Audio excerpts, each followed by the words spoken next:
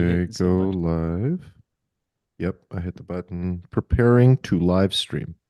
Okay, I think that means we I are live. Oh my God, we're live. think it's going, and yep. Oh, baby. Everybody Yeah. liked the YouTube. Only got one like on there. Oh, yeah. Freeloaders. Freeloaders in the Oh, we're chat. up to 5. It's working. Bam. Um, is this showing correctly? I see like Brady Bunch boxes, or do we want speaker only? I don't I mind the was Brady Bunch. I was gonna do a blend. I was just gonna like feel it and do some Yeah, like you're gonna like produce it. switching. You're gonna go back and Yeah, forth. yeah, like I'm gonna do a bit of this, you know, give the zoom in on Steven, go back out for the reaction moments. Oh yeah. Ha ha Now, ha ha. We're now all back to laughing. me. Yeah. Producer Armin. Armin, how you Producer doing, Armin. bud? Steven. Steven's in the house. Yes, Ali, you're right. Only Nick has reported to the office today. Everyone else is slacking. It feels lonely in here, guys. This is not This how this is is meant this to is be. my office. This is my cold, lifeless office. This is where the magic happens. Where you buy cat coins? You can see a rug rolled up in the corner that I might deploy at some point. Um, New rug just dropped. are That you rug guys will be there like 3 months from now. Don't worry. did you hit did you hit your 2 drink minimum? Everyone? I I am poured a one triple old quarter. fashioned, I think. Okay. I think Just we're kept ready to get going. started then. Should we I'm gonna kick have this to thing off? Cheers, catch up. everybody. Yeah. Cheers. Cheers, boys. Cheers. Cheers. Back to the Okay. virtual holiday mode. Nice. Old school. This is very old school. All right, let's do this. So, welcome everybody to the Alfalfa podcast presented by ZBiotics. We are Armand Asadi, Eric Johansson, Steven Cesaro, and Nick Urbani. What's up to the chat? It's quite chatty today. I like it. We got Edmund, as always, Personal Evolution, Jensinius, Austin, Adam. Who else am I missing? Jordan's in there, I know. Ali. Ali. Mhm. It's busy in here today. I Mhm. like it. Ali, Dude. number one YouTube lurker. But won't come in the Discord. No, he's I coming. wish. All We'll right, get him he's in there. coming. All right, boys, what are you sipping on? I took a little tequila off the bar cart. Nice. I'm drinking a Yeah. Beaujolais, French. Ooh. Does that mean it's Okay. of this year? Uh, you know, you're asking the wrong guy. It's red flavored. He just Uh, likes red French shit. Beaujolais. Beaujolais? Beaujolais? That's a good one. Beaujolais. Bougie for Eric. I'm drinking a bourbon, a bottled in bond bourbon. It's very nice. I got the Buffalo Cask Trace strength. old fashioned. Ooh. Okay. What kind of bitters did you put in there? Angostura. Just Wow. dumped them in for you. Wow, that looks Classic. bad. I'm not going to do that. Yeah. Calcium bagel, you know what to do. Please meme that. Just Steven Armand, doing this. your background matches your drink the best, Thank I you. think. Thank Yeah. you. Well played, sir. Rich mahogany goes a long way to add a little. Who's Suits that? you. It suits Who's you. the statue behind your head? The statue. I believe that's Beethoven. I was going to ask if that was Beethoven, actually. Wow, one of the greatest of all time. The goat? Is Looks that the pretty goat? Beethoven-y. That looks more like Thomas Jefferson. Gonna have to ask Pops. Yeah. Okay. So before we get started, let's give a shout out to our sponsor, our favorite sponsor, ZBiotics. The URL is zbiotics.com/alfalfa. I got mine here. I did my homework and drank mine before we started. So as a reminder, ZBiotics is the world's first genetically engineered probiotic. If that sounds a little weird to you, don't believe the flack. Get a little messy gray, get a little nuance. If you want to check it out, you could check out our conversation with Zach Abbott. It's on the YouTube channel. We interviewed him and he talked all about it. Genetically engineered could be good. When you drink your alcohol gets converted into a toxin byproduct, and it's that byproduct that makes you feel like crap in the morning. So ZBiotics genetically produces an enzyme to break down this product. And yeah, New Year's resolutions are coming up. So if you have any ones that are health related, I think you can use this as alpha to stay on track with workouts or eating healthy, even if you have a night out. Yeah, so check out zbotics.com/alfalfa. Use the code alfalfa, get 15% off, and start your new year off right. All right, boys. So, Stephen, you're the kind of constructor of this agenda today. We're gonna start off with how our weeks went, or you want to go right into it? Let's start off with how our weeks went. How did your weeks go, guys? Tell me about your lives. I could I mean, never you take it guys know how seriously. my I could week never went. take it seriously when you ask that question. Well, I don't sound sincere. It's so that's exactly it. I need to work on it. Can you adjust the Tell tone a me little about bit? your Like, day. Your yeah. day matters to me. Yeah, please. Yeah, you're really Steven, you got to working A/B on test. that. Steven, you don't give a fuck. Let's be honest. No, you want to know what trades I made. I know that. We will get to that. But I've had a great week. I care if you've Yeah. got some hot tickers to push my way. Exactly. No, I believe you care. We just need to work on the delivery. What have I done this week, guys? I've worked. I traveled. I was that guy in the airport, that dad, like that dad carrying like multiple huge objects, bullets like sweating down my head and just looking like a mess. Like there's no way to travel with a baby and a family that I don't know, maybe I need to ask like the dads in the community. Is it just a matter of getting enough reps in and getting to the airport earlier and earlier and earlier? Like I'm at the point where I'm at the airport 3 hours early now. I'm that guy. Like it's But happening. you have Dude, you have global entry, right? You have global entry, so that makes it a lot easier. It's still hell, dude. It's still hell. I've got a dog, I've got the baby, I've got the stroller, I've got the car seat, I've got the baggage. It doesn't even it's dude, nonstop. just throw the baby on a leash, throw everyone on a leash, Throw everyone on a and monkey yeah, leash. just cruise right Erica through on a hands free. leash. Yeah, I've got a wife who's extremely time sensitive. So we'll be 2 hours, 3 hours early, and she'll still be like, "We're late." And I'm like, "There's no way we could be earlier than this." Oh, I And can't see how that always works with you two. feeling, oh yeah, it doesn't. You're like a last minute guy. Well, I'm trying not to be. I'm not anymore. And as a dad now, I like to get to the airport nice and early. Like Is it just just because I don't faster for want you to any. just like straight up drive to Sacramento at this point? I've A/B tested this. I discussed this with Nick yesterday. It is hell either way because I hate driving, but then being able to just like simply put your stuff in the car and just get right in the car is very nice. But then I'm stuck in the car for like 12 hours. So that doesn't work either. There's no solution here. I need a private jet. That's the solution. Private jet. Hmm. I'm sorry, but I don't think there's any other mode of transportation that can solve this problem. So yeah, help me solve that, Stephen. Yeah, help me. Make you I just need like a decacorn. I get a few You help- million, you get a jet, I everybody's give you a happy. I give you a decacorn. You give me a meme coin that actually sends, and we'll both be happy. Even Steven. Anyway, that's been my week. What are you All guys right. doing? I've been kind of trying to figure out if this clashes in the Red Sea are going to disrupt my beautifully planned supply chain and logistics, and perfectly timed for holiday season and Chinese New Year. I mean, this thing is like chef's kiss. The inventory is showing up right when it needs to. Everything's going perfectly, and then Yemen just starts firing rockets Are at the container Houthi ships. rebels disrupting your ecom? Yeah, I mean, That's messed up. yeah, it's fascinating. I'm trying to figure So out if inconsiderate. I know. It's probably the one thing on their minds. Um, but yeah, if you didn't know, Houthi rebels are shooting missiles and firing drone attacks at container ships in the Red Sea, which is disrupting all of the world's supply chain. And so far, not too big of hiccups, but yeah, I'm just watching it to see if it disrupts things. So that's been kind of my Is week it bad on. that I literally didn't know that?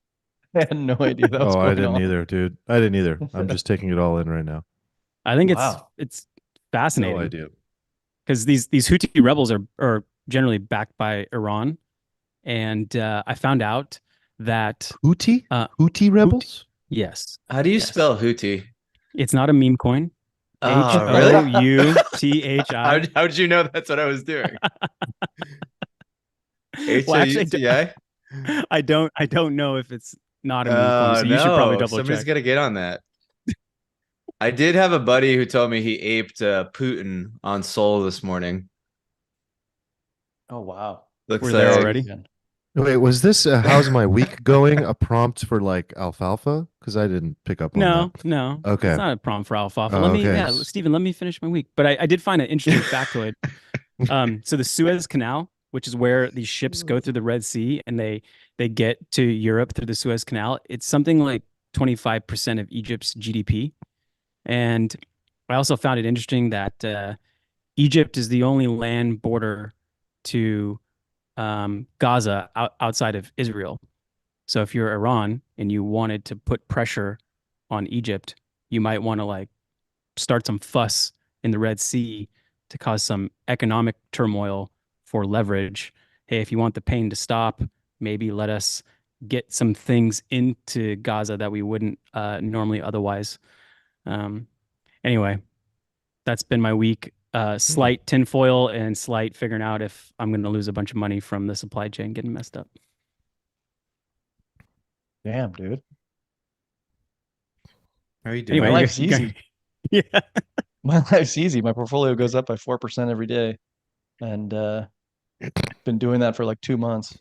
So Eric, I texted you guys. I have to remind myself that I'm not actually a good trader. Just everything's going up. Do you No, try to remind yourself that, or do you like, no, I'm actually good at this. This is what I do for a living. no, I have this thing where I don't want to speak any jinxes into existence. So I don't actually say anything. I just let it exist and I just go. But man, I'm getting kind of nervous. I want to sell. I want to sell like everything soon. What? Yeah. How about after the new year? Push those taxes out another 15 months. Well, that's what I'm doing. I mean, I'm not talking like soon within the next 11 days. I'm talking about in the new year when we get this Bitcoin ETF. I feel like that's a sell the news. Like a lot of the things that've been pumping for me are like crypto adjacent stuff, like Bitcoin miners and Coinbase and etc. And I'm just I don't want to be the last guy. I don't want to be the last guy in this room. All right, Captain Buzzkill. Jeez, You God, guys can be the last people. it's That's fine. cool. I'll just be here with the chat trading cock and boop and whatever. Yeah, as long as you don't hold ETH, you're probably fine. We're gonna Ugh, talk about frame today, because if not, I'll mention it. Was Talk that gonna about it. come up? Well, yeah, let's just get a into it little now. Me. airdrop. That was one thing I did this week. It was I had to figure out how to log into MetaMask. It was it's been a while for me. Oh, and we're gonna talk about Mega, or should I save that? Yeah, did Steven? you how's your investment doing? I actually don't know. I don't I haven't know looked at it. I wonder if it's zero yet. I like how you call it an investment. I got Armand to ape a meme coin and it did not go well. Mhm. We'll talk about that later, since we're talking meme Oh coins. Jesus. But frame.xyz, I think airdrop if you have done any NFT trading in the last 2 years. Yeah, I believe that's the URL. We should drop that for people. I think most people will qualify if they've done any and it goes across all your wallets or whatever. I think I got like 350 frame tokens. Our whale friend Carnicide Chris, would he get like 1,100, something like that? Oh, he got a lot more than that. Did he? He was in the 0.2 percentile of volume traded. Wait, how did you Uh, qualify was- for this again? I think it was. You just were. I think it looks at all your trading on OpenSea and for the last 2 years. So 1,500 frame. That's what he got. Oh, really? Yeah, Interesting. 1,500 frame. No idea what they'll be worth, but might as well claim them. So that's one thing. And then, yeah, let's talk about making Ethereum great again later. I'd like to open that door. so Armand gambled on a meme coin. I It's loved down- the name so much. I I just did saw you guys too. mention it I in wanted the it chat. to work. Yeah, and I just saw the name. I'm like, oh, that has a chance.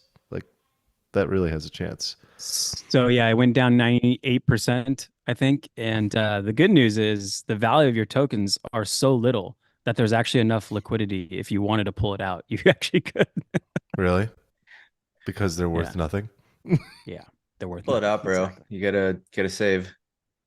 I wanted the make Ethereum great again meme to work so badly because we're just like so down. We're just down so bad. It felt like the meme we needed in the moment. ETH BTC just getting slaughtered, and everybody on Sol's getting hilariously rich. And then no, like it kind of it was kind of fitting what happened to the meme. It just died an instant death. I mean, I did like a three or four X on it before I went to zero, but I was like, I'm not like not selling. Yeah. Nice. Make it great, dude. Make it Is great it again. is it actually down 90%? Like It's 97% from the top, so Awesome. So you're telling Really me there's a awesome. chance. I put 0.3 ETH into it, which is a lot. I hate to gamble. I just swapped Oh, precious ETH I lost for I lost a whole ETH. I lost yeah. two. Really? Oh my god, you're a DJ. Oh God, you degen. You put Oh you put God. 2 ETH into a 100K lotto ticket. I love that. You're learning from I carne asada Chris. That's smart. Yeah. Oh my god. I gotta say, as a guy so I don't do Vegas, I don't gamble. I never participate in any gambling whatsoever. You guys, I think, know that. For me to lose like $100 playing poker is like devastating. Like You'll lose sleep unfortunately. over it. That's just like how I am. Never gambled, never been into it. And so like the most gambling I've ever done is like with crypto by far.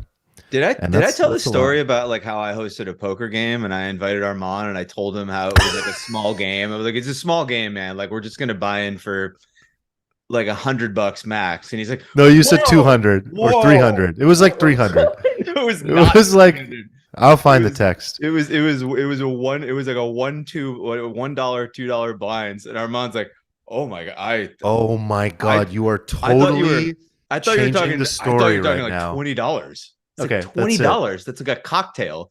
You I'm can literally going to find the text because iMessages are searchable now because they finally had an update. Yeah, I'm going you to do find the that, buddy. text. I am going to find the text. You'll see. I'm going to post it in the Discord. I think it was like $1,000 buy-in.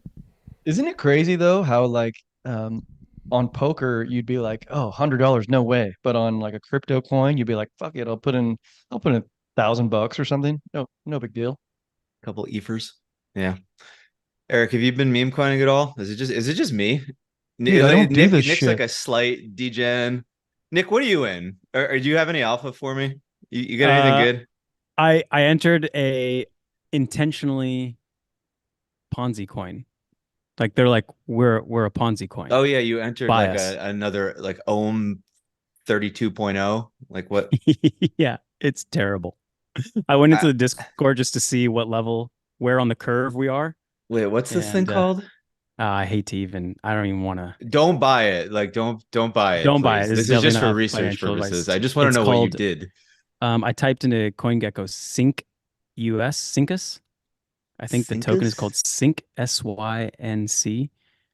Josh It's C's got it right. It's up 55% today. What? Oh my god! It's why is it up so much? Nick, you're So- crushing.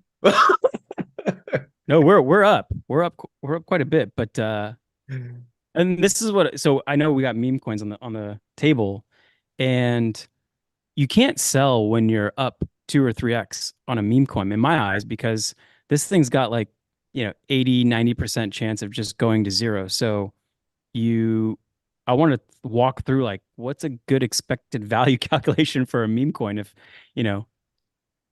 90% is going to go to zero, you have to have some minimum level threshold for what your returns would be, what's your minimum level return, or else you're just taking negative EV nonstop. Wait, Even hold like up. double or triple your money. You don't like pull like if this thing does a 10x, you don't pull like a 2x out and let the rest ride. You just go all in until it. Yeah, I mean, you're in it to gamble. Like, it's just, Were you just trying to hit 100x's? yeah. Like Well, 50x is not good enough. No, I think this is a that would be great good enough to question. pull some cash off. But I'm This is a I'm great interested to question 'cause- know. Yeah, because you're up 55% today. that's a good gain in by any metric. But then like when you're thinking about it, that's not enough. Like It's not you enough. gotta fucking tend on these things. Otherwise, Yeah, they don't make sense at all. if you're going to do 10 of them, let's say, you allocate the same amount to each, you're at least have to assume like a 10x before you even start to pull the trigger on anything. So I don't know.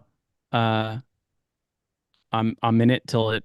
I don't So know. 10x, you're not taking like a 2x on your investment and letting the rest ride. That you just ask me to make less money. Is that what you're saying? No, no. I think that's like still neutral EV, right? Because if I'm gonna play 10 of these things and I know nine of them are gonna fail, or they all might fail. I mean, let's be honest. Um, I think it's fascinating the different strategies people take. Like you seem to have like a lotto ticket approach where like an ETH to you is apparently just like a scratch off and you just throw it in. And unless you get like a No, hundred of them back, you two don't ETH, care. sir. It's a two ETH. And then you Yeah. have guys like, Mr. Carne Asada, who I guess just shovel in. They'll just shovel in like 100 grand into a meme, but then it goes up like 10%, and he takes like the whole thing off the table. He's like, oh, quick scalp. Right. yeah, that's true. That's true. Yeah. And then there's like something in between. I mean, Eric, you don't trade memes, so I guess I guess maybe asking you what you do is not a best question. But what do you what's your enter exit strategy? Surely you've done some memeing. Yeah, I'm in on BookieBot, but there's like some fundamental reason to own that at least convinced me that BookieBot this. is not a meme. That's like Yeah, don't if it don't was a pull meme, it would our. be worth 100 times more than it currently is. Yeah, okay. So like I buy small cap things, but I don't see the value here because like in stock land where I do most of my damage, like we're making great money on like shit coins of stock land, which is like the miners, the Bitcoin miners, and sort of like crypto adjacent stocks that you can buy options on, and that's higher probability to me, like by orders of magnitude. And you can still make good money. Like I'm probably up. I looked at it today. I'm up like 600% on my Mara calls, and that's Lovely. fine. That's fine, and that's higher probability. Like why would I buy something that is probably going to fail when I can make money doing smarter things? I think. Okay, so in defense of the meme coins, I think they are the best form of gambling on planet Earth. Like there's nothing like it. They're unbelievable. It's better than blackjack. It's better than sports betting. It's better than like anything I've ever seen as far as like what the universe has given us as far as gambling goes. Like I believe that they are massively plus EV, like if you actually do work, especially at a time like right now where there's just money sloshing around everywhere, right? But B, like you have this like built-in like awesome community thing. And like sports betting is cool because you're at the bar and you all bet on the over and everybody's scoring and you're high-fiving, but then the game's over and you go home, right? This is like an ongoing thing. You assimilate into a community and you send each other like pictures of dogs with hats and in your thread all day. And you just have like a great time. And it just keeps paying you and paying you and paying you. It's so good. I mean, like the entertainment value alone, as long as people aren't betting their house on these stupid things, is worth the price of admission. And like, I would challenge you to like show me anything that can give you like multiple hundred X's. Like people do like 1,000 X's in these things. It's nuts. It's no parlay giving you that. Yeah, so you actually think it's a better EV than any casino game you would walk into in Vegas and anywhere else? Oh, I don't think there's Definitely a better than better. lottery. Yeah, I don't think there's a better kind of gambling you could do anywhere. Like, do you?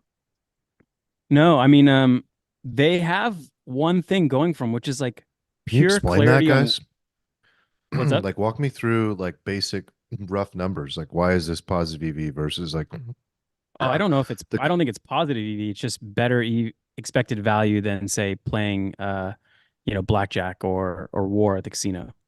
It's Hmm. like poker, right? Like if you were playing poker and there's an enormous amount of dead money at the table, like if you don't really know how to play poker, but you're sitting down with 8 people who are drunk and high and rich, like you'll just make money because you're just people are just feeding you, right?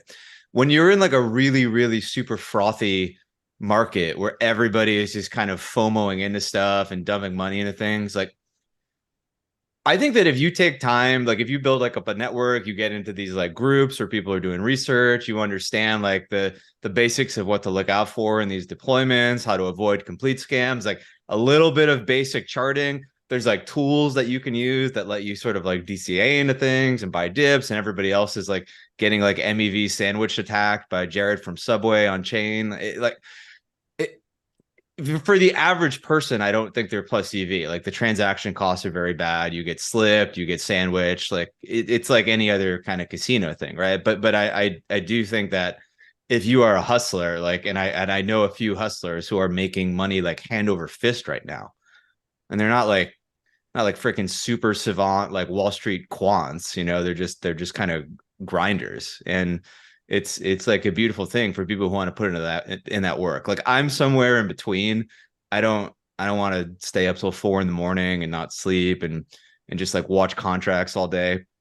But I'm also not just completely punting.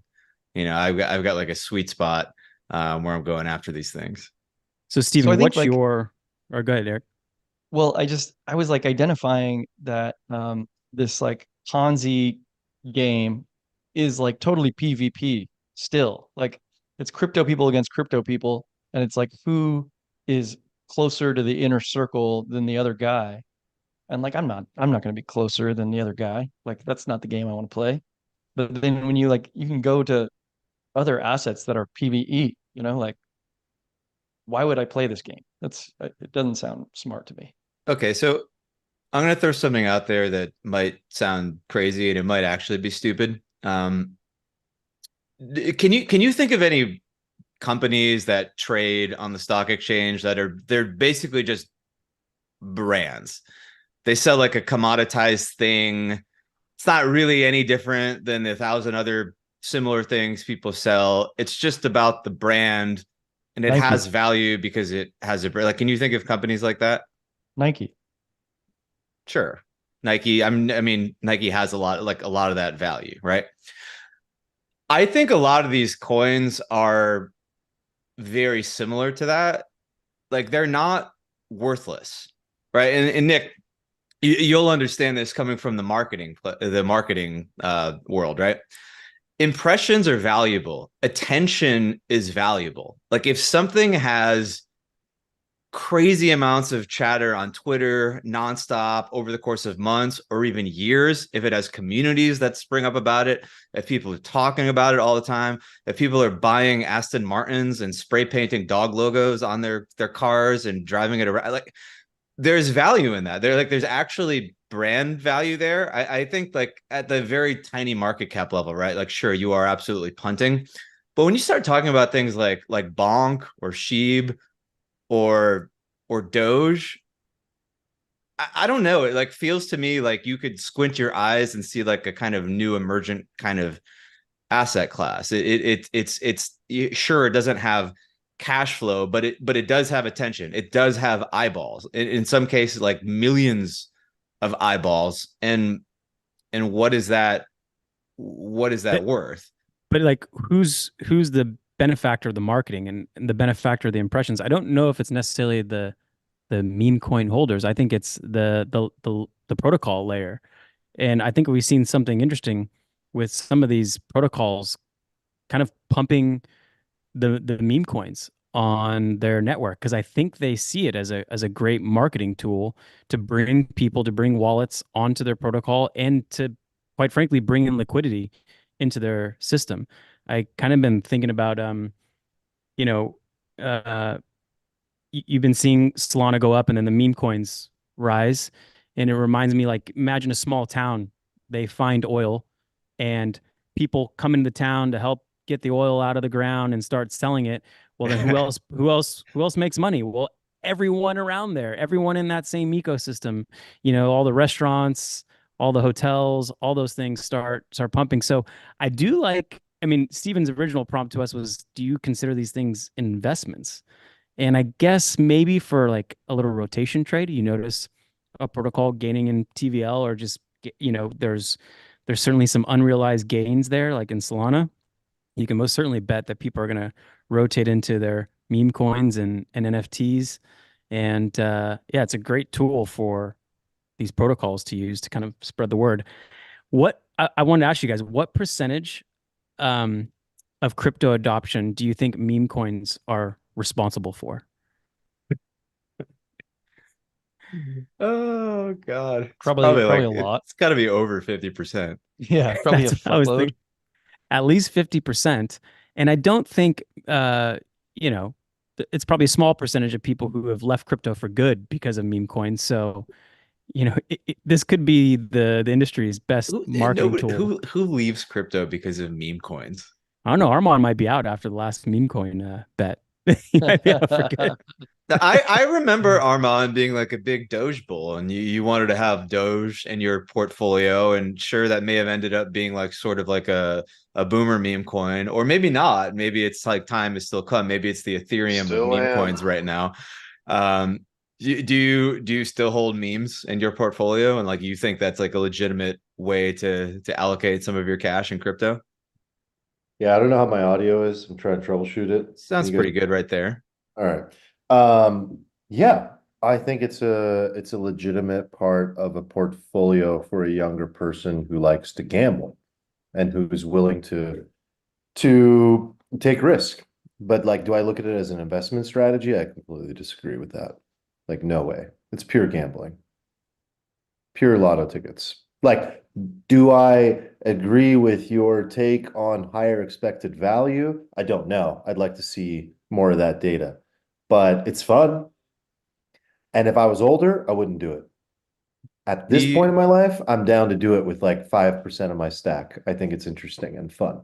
But do, like, that's about it for me. do you think there's value in CryptoPunks? Um, like, is Say there no. value today? Yeah, are they like an investment? Are super premium NFTs in general like a valid investment class? There's only a few, but yes, Yeah. CryptoPunks would be one of those. I kind of think the same is true of meme coins. Like I think what you're saying is like 99% correct, probably if you include the whole universe Just give me of 100, Steven. dog shit. But like it's not 100, and that 1% I think I matters a know. lot. Yeah. I I think that meme coins are like a legitimate investment class. Like I allocate, capital basically for a living. And I think that one of the things you learn as a trader too is like you have your own ideas, right? But then at a certain point, you have to be able to look at what the market is doing.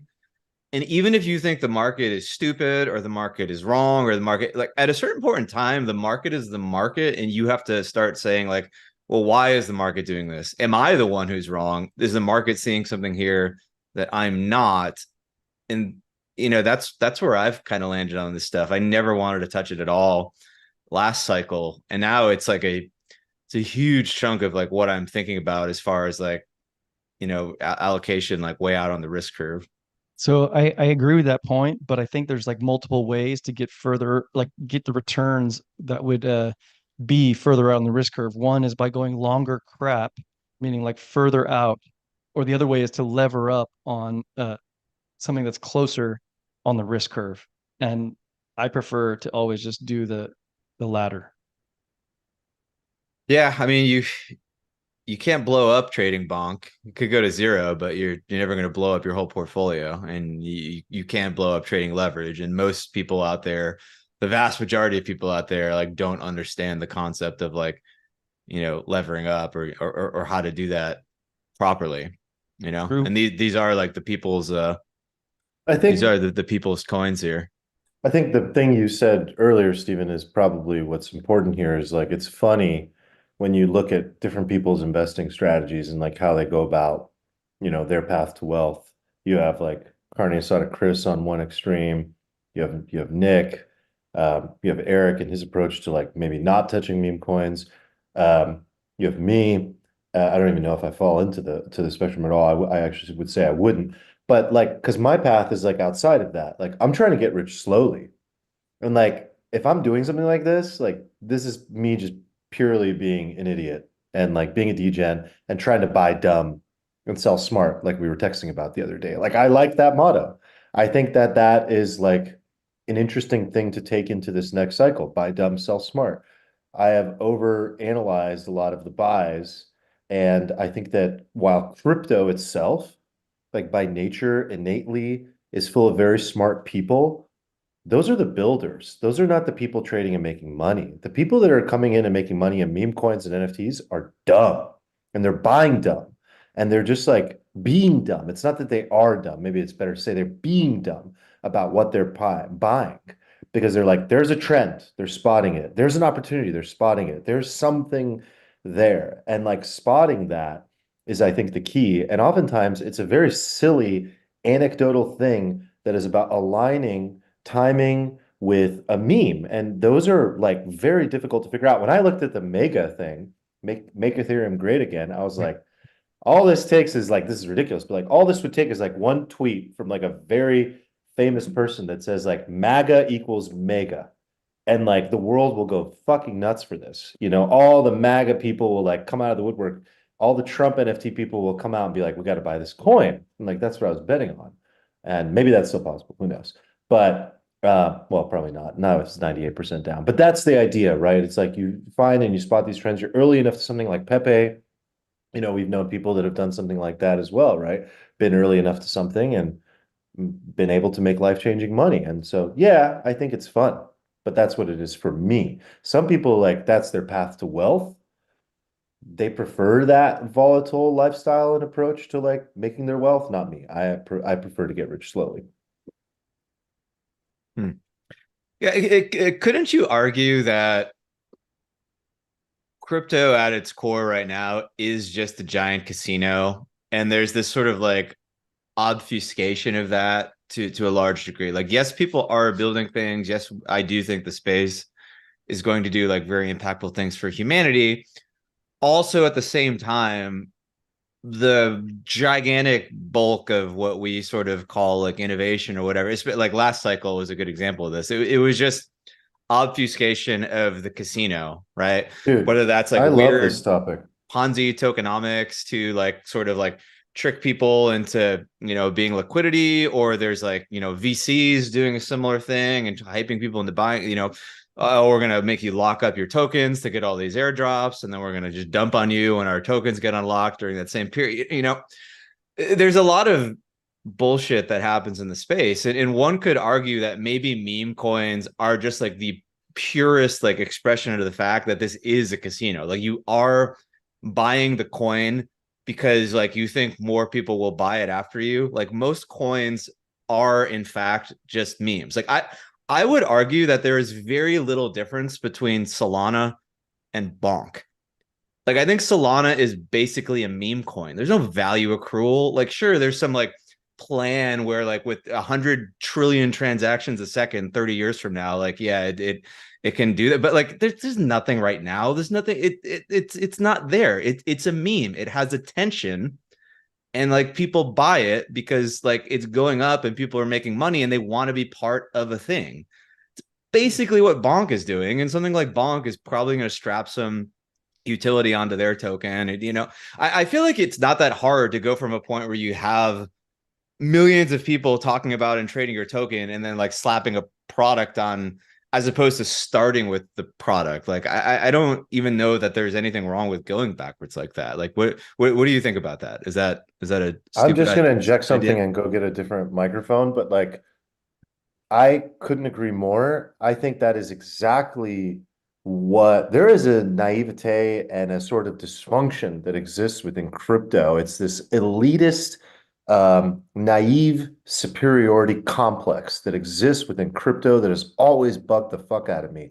And everyone outside of crypto says that all the time and says that that's all this space is exhibiting. That's the value that this space is exhibiting. That it's a giant casino of like NFTs where people with insider knowledge are fucking one another and destroying other people's lives and like milking everything out of these people that don't have advantage and aren't close enough to the money printers. Same thing with meme coins. Same thing with all these like shit coins, right? Like that is what the mainstream and the media and people outside of crypto say all the time about crypto. And then crypto comes out and gets defensive on Twitter and goes like, you don't get it. It's about the tech. And it's like, but it's not. It's actually not for the most part for so many people. Like, are there very intelligent people working on incredible technologies? Yes.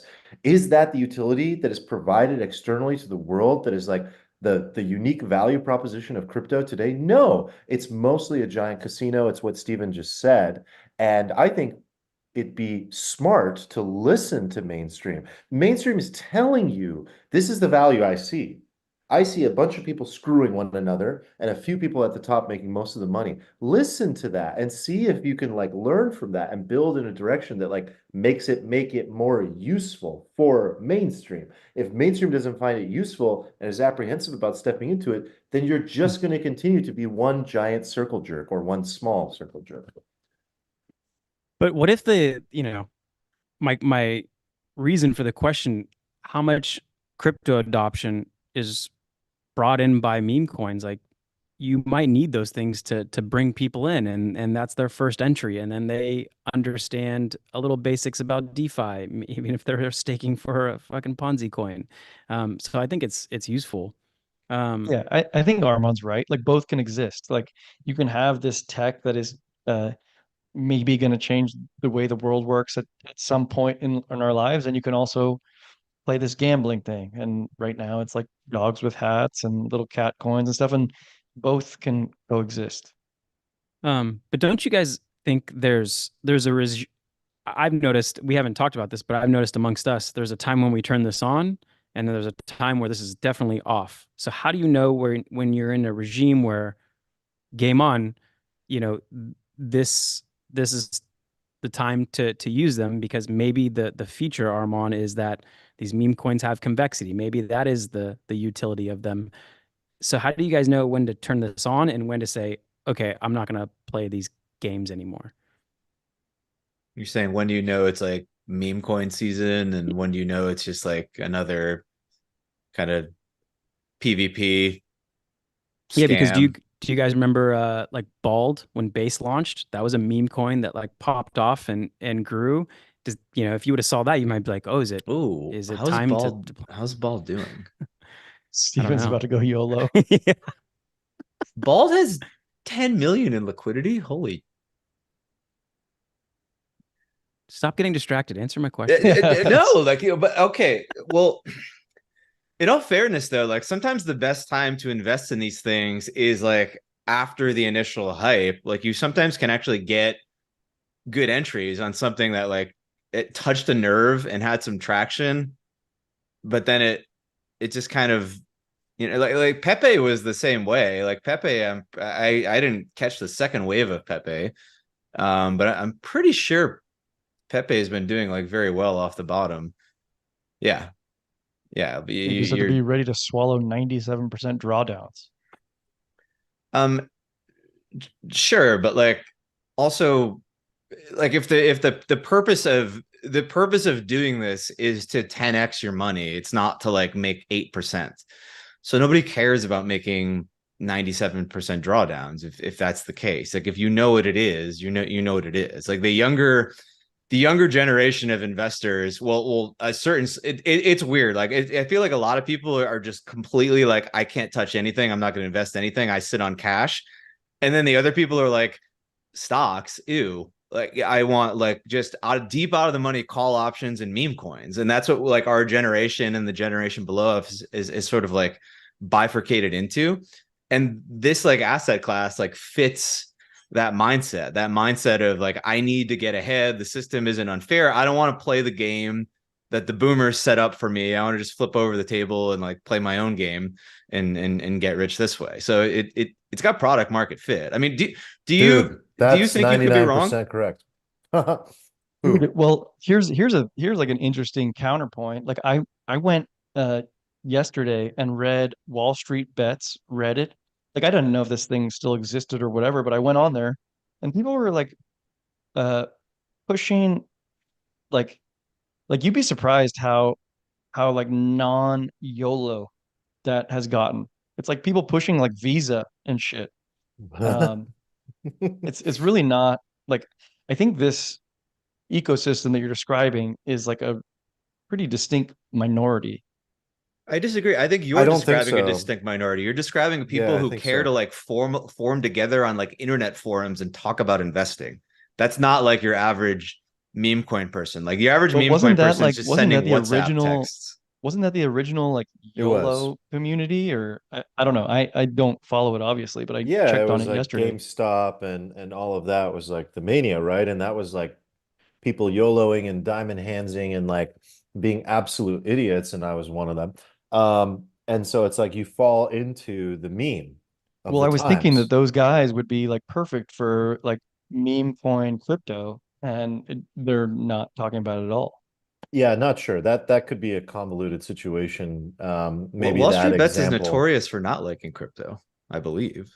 But I just want to mention, like, I think what you said, Stephen, like ties back into like you guys remember the episode maybe I don't know 4 or 5 ago where we played the video of the Gen Z girl and her gripes about like never, going to work and her commute and her cost of living. Like that ties directly into why meme coin mania is like a real thing for so many people. Like there is a generation of people that really truly do feel like there's no way out. And the only way out is a meme coin, which is their lotto ticket. And they know that they have a higher percentage chance of like a meme coin hitting than a lotto ticket. So it is their best way out, actually, for many reasons. Unfortunately, what I think they don't understand is, in my opinion, putting money to work and having it invested long term and just having it in the stock market is still the best game in town, in my opinion. And maybe that's completely wrong. And like, we're all screwed. And so if we're all screwed, then we're all screwed. Like then no matter what, you're screwed, right? It's like it doesn't matter. If the stock market doesn't work, then crypto and everything else isn't going to work anyway. So like I still believe in the American economy. Like I have to. How can you not? If you don't believe in the American economy, then you have to fully exit the system and pull a apology. And look where that got you. We didn't get 1 million. And like that's what he's saying we need. We need 1 million to like fully exit the system. And so I don't know. It's a complicated topic, but I think you're right that that's why it's popular. Yeah, I think that's why it's popular, but not the only reason why it's popular. I actually think it's a minority reason why it's popular, and I'll let you jump in right after this, Nick. But like, I think the bottom line answer is that like memes are a thing that have value. It's not a thing that really existed before like a decade or two ago. And the fact that they can now be traded in a sense is a very novel creation. So you have a generation that grew up with memes, that understands memes, that just sees the value in them on some level. Like, yes, they're fucking around, but also I think there's a recognition at a high level that there is something valuable here. And I think that is largely what people are jumping on, but also it does fit in with the sort of like background like nihilism that you kind of bring up as well. yeah. I think it's part both. I mean, um, you know, crypto is meant to be a peer-to-peer thing.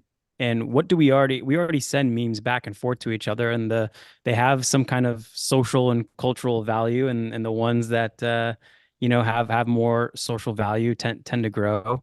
Um, it's still trying to get my I'm still trying to get my mind around that these things are tradable and have a price now. But I was going to say before you started, Stephen, that I don't think if you charted ratio of incomes to house prices, how many years of working will it take to buy a house? If the ratio wasn't so lopsided, I don't know if meme coins would be as popular. I do think there is a little nihilism that does play into this, and it's Hmm. you need a 10. You might feel like you need a 10 or 100x in order to escape the rat race and kind of get out of there. It's also just fun, right, guys? Like that's why I bought Mega. Like Make Ethereum Great Again just made me laugh. Like I instantly just wanted to own it. Like it's sometimes just something being funny is enough for people.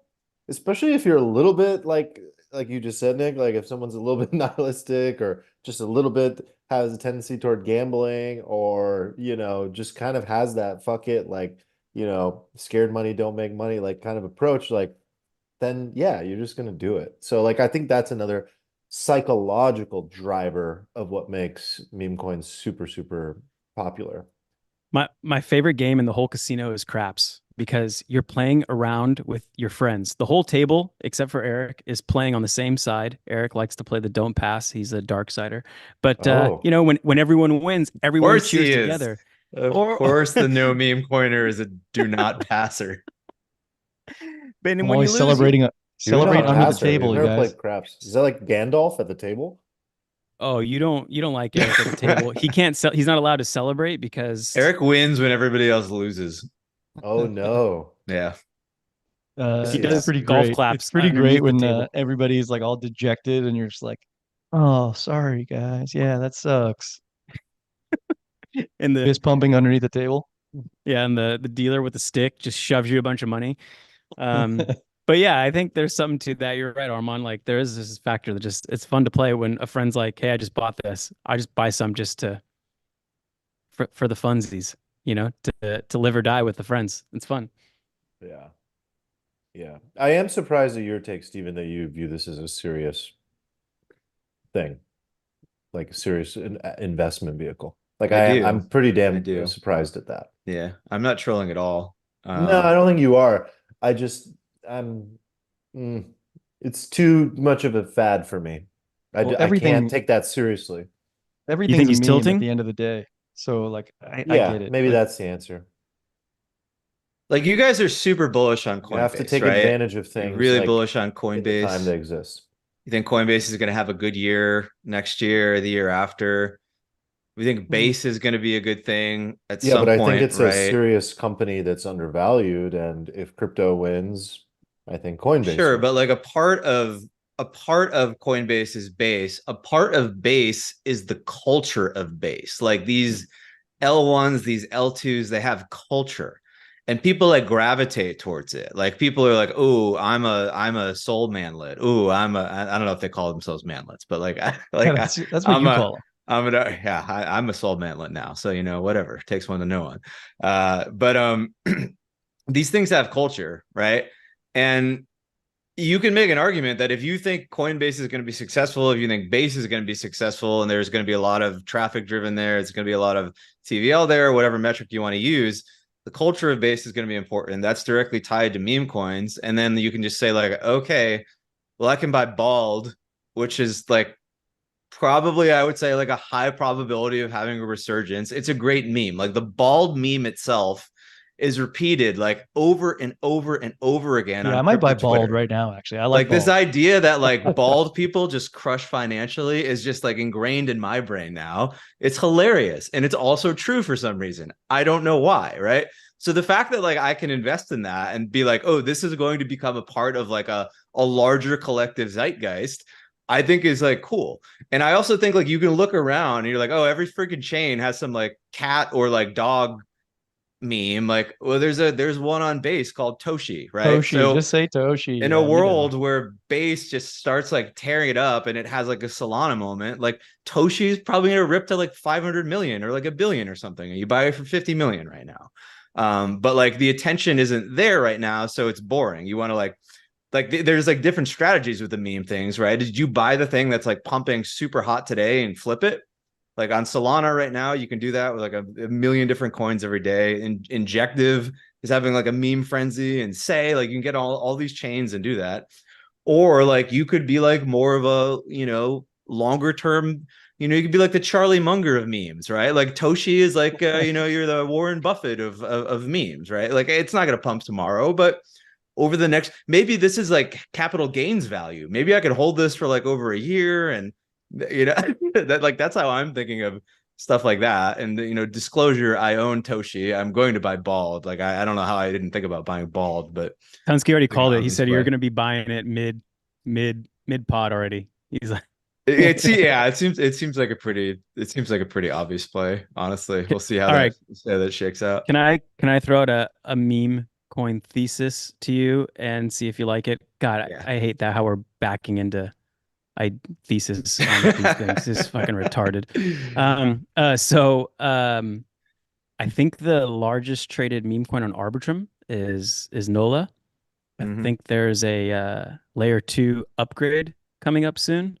Den Kun, which is the 4844, which makes the layer 2 fees go down by an order of magnitude, I think. And I don't know when it comes out, maybe Q1, Q2 next year. Do you think it would be smart to buy the highest volume meme coin on that network before a change in fundamentals maybe attracts a lot of TVL into that network? Or am Yeah. I reaching? Yeah. I bought NOLA as soon as I realized it existed. I didn't buy a lot of it because I'm up 100%, which is nothing in meme coin land. That could be gone tomorrow. It's having a little bit of a day, but NOLA's 16 million market cap. Arbitrum has like way more TVL than Solana, right? Like if Ethereans could just muster up like a fraction of the degenning that the Solana people do with all of the freaking value on there, like you got to think like something like this will do well. And I feel like if you invest in Arbitrum and you invest in the ecosystem, just in the same way that I think you should invest in Bonk if you want to invest in Sol, I think you should invest in like a couple of meme coins. I'm not saying put like half the portfolio in it, but like I feel like not being exposed to like the highest volume meme coin on a change in this day and age is like you're just being like an ideologue. You're like, I think this is stupid. Oh, do you want to be right or do you want to make money? You know? Well, I put most of my crypto portfolio in ETH. I was trying to be right and make money. Yeah. This is actually a side note because we're not in Streamlabs right now. We got a donation from Oh, Oh, Rectum, and Hell yeah, brother. I just checked the note on that donation, and it says, "You nerds should have bought home builders instead." yeah. Facts. he is in Facts. fact right. Oh, hell of a Home year for home builders were builders. they were like the Ethereum of last fall. Nobody wanted to God, touch I've that shit I've been at the looking at 10-foot them now. fall. I was like actually DMing with Edmund and just looking at home builders, and they're all up like 70% like from January. I feel like we Juicy. missed that trade. Yeah, I Yeah. think the like level 1 trade on home builders was, well, things look bearish, so home prices go down. But the thing was when interest rates went up, no one wanted to sell their homes, so there's a dearth of supply. Well, guess who's here to build you a brand new home and you know, cut their margin to give you a lower interest rate. So salute, Edmund. So We make this here's podcast here's for you, by the way. Edmund's alpha is that as rates start coming down, they're gonna do away with those incentives, and that's gonna like hit their bottom line directly. Their margin's gonna improve. When rates come down, like more people come off the sidelines to buy. I think Stephen and I talked about this on Irresponsibly Long, that we believe housing prices will continue to increase. So I still think home builders are probably a good buy. Uh, just just let the dust settle a little bit. They're probably a good buy until people actually start selling their homes, right? Steven, I'm Um, sorry. Are you Yeah, mad why we're are we talking about home railroading? builders All on right, all the right. Edmund, look what you did. Look what you Because did. that's what he gets. He gets in the home builder segment. He paid For the big low bucks for price it. of whatever he just paid. You too Yeah. can derail this podcast. Yes, exactly. Whatever you That's the want. fun of it. I wanted to ask something as we sort of bring Wait, the before meme we coins. wrap, I want to build We're on not wrapping, and I'm also adding. Okay. Hold I on gotta here. build on Nick's thing at some point. I gotta drop the bombs. My question is like, say you take this, like this is the investment opportunity of this time, and you do want to allocate. And I want Nick to answer this first, and then Eric, and then Stephen. If you want to add something, I feel like you'll have a very high level, upgraded version of this. And if you don't, that's fine too.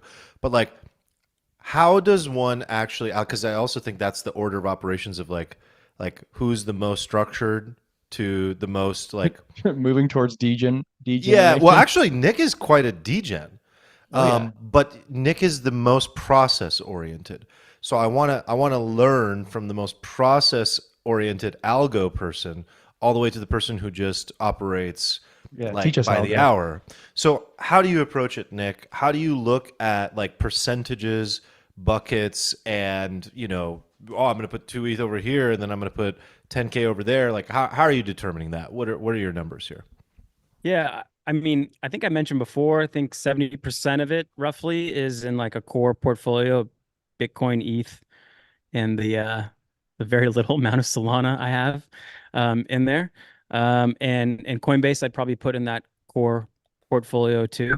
And then the rest is spread across some themes. I have some like gambling plays. I have some perps plays. I know we got some synthetics in the house in the chat. I like that. And then there's like a percent or two to just let it rip, you know, and don't care about if it impacts your portfolio.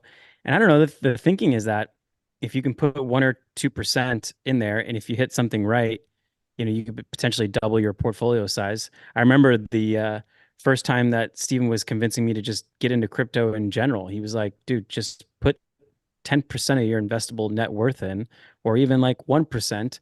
Worst case, you lose that 10%, but best case, you double your, um, you know, portfolio size. And so, uh, I took that to heart, and I think like even within a crypto portfolio, you can have those long ones, but just keep them But like sized appropriately. within that bucket of like, shit coining and meme coining, like Oh, you mean how do to you have any dissect through those? yeah, do you have any strategy around that? Like how you move things around within that I, I think you got to put bucket? your marketer hat on and Hmm. just like take out the process, put your culture hat on, and just feel it. Just And buy just dumb. like, is this something I would like share my friends? Is this something that the average crypto person, the average player would share? Would they buy? Um, like when I bought that dumb Ponzi coin, I went in the Discord and I just wanted to see what were the memes within that thing? What were they talking about? What were the phrases they're using? And could any of those, grow and catch on? Did they have the right words to like spread it? Um, and you just get a feel for what they're talking about in the Discord, and you're like, well, I could see how they could like rationalize this amongst a mass market and get it to grow. So I don't know. I think it's Cool. you just put your marketer hat on, maybe. Yeah. Yeah. Hmm. Eric, you're up.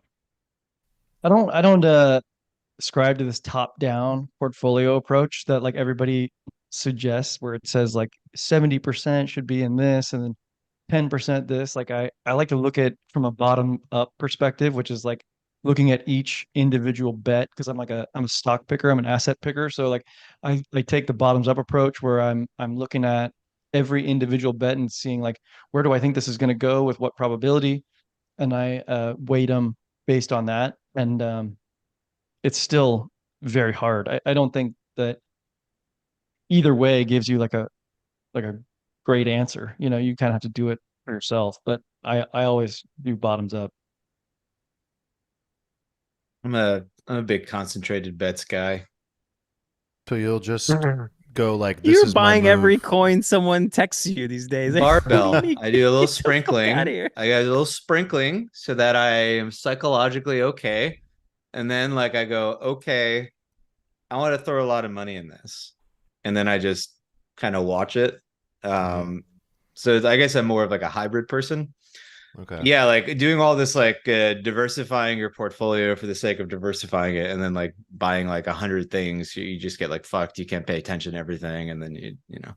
I'm actually this is actually a discussion I had with myself today, but only in the realm of meme coins, because I am so balls deep in meme coins now that like I'm starting to like lose track of them.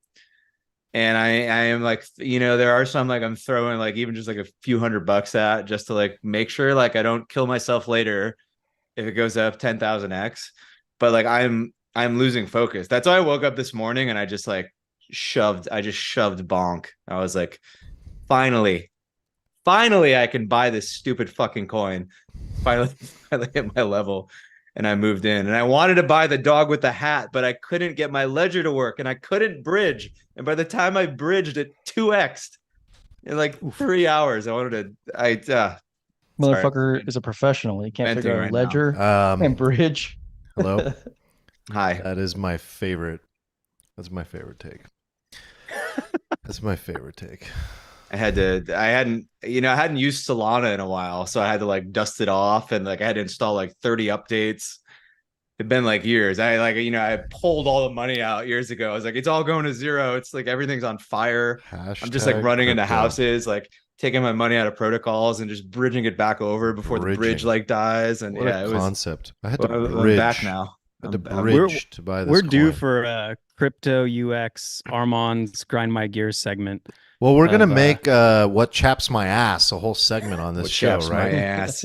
You know what chaps? You know what really chaps my ass, I would love to hear what chaps your ass right dude? Fucking bridging. That's what. now. Bridging. Bridging is awful. Bridging, Bridging. schmidging. Bridging. I will say be like kidding me. Solana is a joy for the meme coins. And like the fact that you can go on Jupiter and you can like DCA meme coins is like a beautiful thing. It's like it at least like triples my EV to be able to this fucking light. God damn it. Excuse my language. Oh, Yeah, that's definitely there we the go. first curse word of the show. to be able to like DCA at specific levels and in and out, it's like amazing. It is a really nice experience. I mean, this thing was like made for the memes for sure. Like the idea that we were trading like meme coins on ETH with like Jared from Subway like bending us over and paying like God. $300 fees is obviously stupid. Like if you're gonna play like casino and nothing matters anyway, and you're just playing casino games, yeah, you don't need like decentralization. You can just do it on Solana. Like that totally makes sense to me. I'm totally on board that. And I think that like being like the meme coin thing is it's so addictive. People fucking love it. Retail's not even really here yet. And when they are gonna love Jenning on Solana. It is for sure going to be a thing. And Solana is obviously like cooler than Ethereum right now. It's got that like it factor, you know. I don't think like the kids in high school they're not talking about like buying Ethereum. Probably they say that their buddies are probably like, okay, boomer. We're going for parallel execution in local fee markets. I know. What the I know, fuck I gotta is get going on Say. in the I gotta get chat on right Say now? What? Who the hell is personal evolution?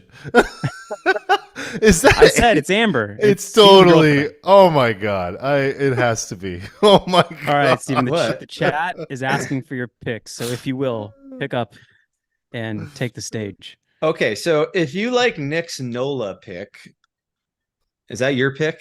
I don't know. Did you invent Sure, I Nola? was just throwing it out there. I want to hear what It's you guys a think. it's a good play. Yeah. I still think take it's a good play. There's another L2 that is ripping harder than Arbitrum. I think we know what it is. It's optimism. Every Okay, it's L2 is ripping optimism. harder than Jeez, Arbitrum. God. Yeah, Arbitrum is absolutely. It's like the Ethereum of L2s. It's just so cucked. There's a cat coin on optimism. I actually gave this play to Chris this morning.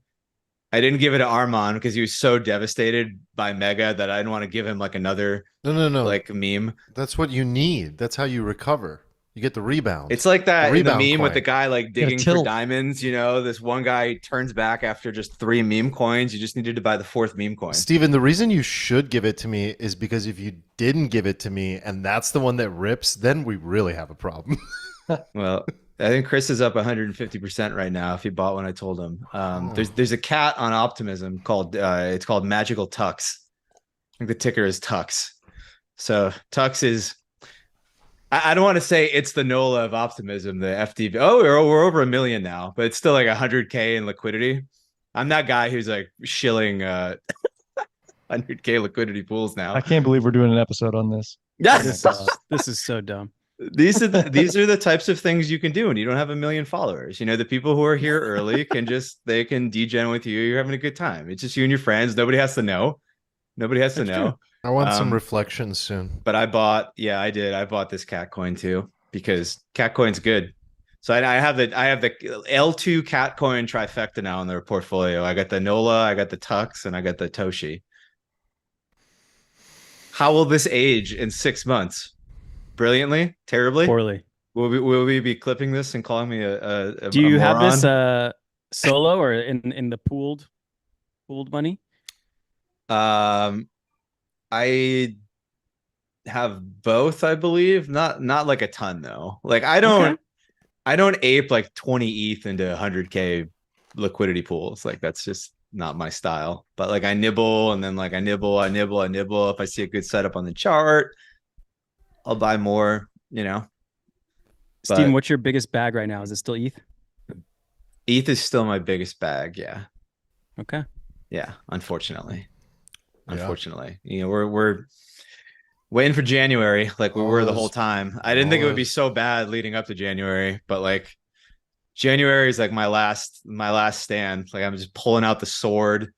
Everybody's like coming at me. Hordes of barbarians at the gates. So we'll see. But like I like Eric's take in the Discord. He was like, the day after, he roughly said the day after the Bitcoin launch might be our moment. Bitcoin If it's ETF not, launch. that's not our moment, then we're just fucked probably. everybody Yeah. thinks it now, unfortunately. So it's like not like an original take at this point. So Yeah. good That good ETH luck. futures ETF volume is Look, man, depressing. I am ready to just hard pivot into Bitcoin tokens and Solana meme coins and just call it a cycle, you know? If that's if that's where it's gonna go, that's where it's gonna go. You know, you trade the cycle you have, not the cycle you want. And you gotta know when you're wrong and flip. But I don't think that point is yet, but it's not looking good, bro. It's not All looking right. good. Armand, can you bring us home yeah, to a yeah. human level, like a Yeah, little yeah. humanity? Well, I felt I have like a we're in. transition point. Yeah, this is my brain feels so terrible right now. There's a reality here. I'll transition it by saying that there's a reality. Um, there's a lot of fun to be had. I said that earlier, right? And at the same time, there's a reality here where, like, yes, meme coins are an opportunity, but like all of crypto itself is like extremely high risk proposition. And for many people, it's really difficult to be honest and forthright about like where you're personally at, and you are here for the community. And I'm not talking about Alfalfa. I'm just sort of speaking more generally about crypto, because we're all going to make it, wag me, and all these things, and you see all these people making money, and there's really very few people out there that talk about the money they lose.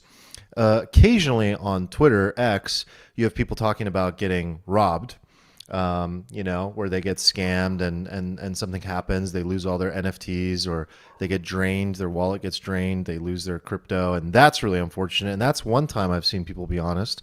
But another time was in our Discord just a couple days ago in the Life channel, and I won't say his name. If you're in our Discord, you obviously know, and it was a really beautiful share by somebody in our community, just being honest about like how difficult crypto can be and how much it impacts like real life. Like this really, really, really can be a core factor in your identity. Money is a very powerful thing.